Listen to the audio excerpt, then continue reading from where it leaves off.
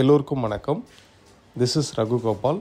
Around ஒரு 12 இயர்ஸ்க்கு மேலே ஸ்டாக் மார்க்கெட்டில் ஃபுல் டைம் ட்ரேடராகவும் இருக்கிறேன்.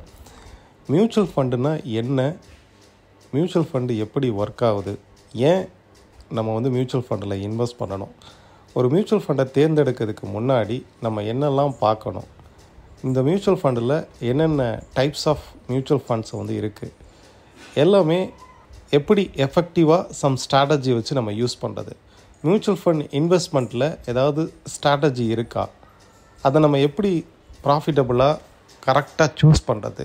ஸோ இதை பற்றி ஸ்டெப் பை ஸ்டெப்பாக ஒரு பிகினருக்கு புரியும்படியான ஒரு சீரியஸ் ஆஃப் வீடியோஸ் நம்ம மேக் பண்ணலாம்.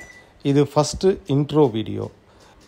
மியூச்சுவல் ஃபண்டுங்கிறது இப்போ ஒருத்தர் டைரெக்டாக ஸ்டாக் மார்க்கெட்டில் இன்வெஸ்ட் பண்ணுறாரு, நிறைய டிஃபிகல்ட்டிஸ் இருக்கும். அவர் ஒர்க் பண்ணிக்கிட்டு இருக்கும்போது ஒரு மல்டிபிள் ஷேர்ஸை ஹேண்டில் பண்ண முடியாது. ஒரே நேரத்தில் ஸ்டாக்ஸு, பாண்டு, ஈக்விட்டி இந்த மாதிரி எல்லாத்துலேயுமே ஒரே நேரத்தில் ஹேண்டில் பண்ண முடியாது. மல்டிபிள் ஸ்டாக்ஸையும் ஒரே நேரத்தில் ஹேண்டில் பண்ண முடியாது. எங்கே என்ட்ரி, எங்கே எக்ஸிட்டு, அந்த ஸ்டாக்கோடைய டீட்டெயில் ஃபினான்ஷியல் ரிப்போர்ட்டை படிக்கணும். ஸோ இந்த மாதிரி ஒரு லாங் டேர்மாக நம்ம இன்வெஸ்ட் பண்ணணும் அப்படின்னா அந்த ஸ்டாக்கை பற்றி இன்டெப்த்தாக நம்மளுக்கு தெரியணும். இது ஒரு ரீட்டைல் ட்ரேடர் தெரியறதுக்கு வாய்ப்பு கம்மி.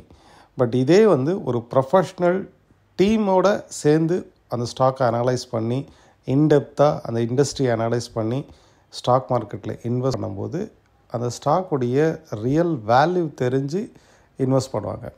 ஸோ இதன் மூலிமா ஒரே நேரத்தில் ஸ்டாக்ஸு, பாண்டு, ஈக்விட்டி இந்த மாதிரி வேரியஸ் எதில் ஆப்பர்ச்சுனிட்டி கிடைக்கோ அதில் இன்வெஸ்ட் பண்ணி அவங்க ப்ராஃபிட் எடுப்பாங்க.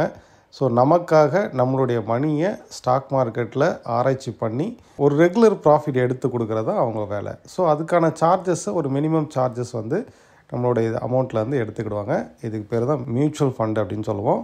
பொதுமக்களுடைய பணம் மியூச்சுவல் ஃபண்ட் வழியாக ஸ்டாக் மார்க்கெட் போய் ஸ்டாக் மார்க்கெட்லேருந்து டைரெக்டாக ஒவ்வொரு கம்பெனிகளுக்கும் போகுது. ஸோ அதை அவங்க யூஸ் பண்ணுறாங்க. அந்த கம்பெனி வளருது. அந்த கம்பெனியினுடைய ஒரு பார்ட்டாக அந்த மியூச்சுவல் ஃபண்ட் ப்ராஃபிட் எடுத்து நமக்கு கொடுக்குறாங்க.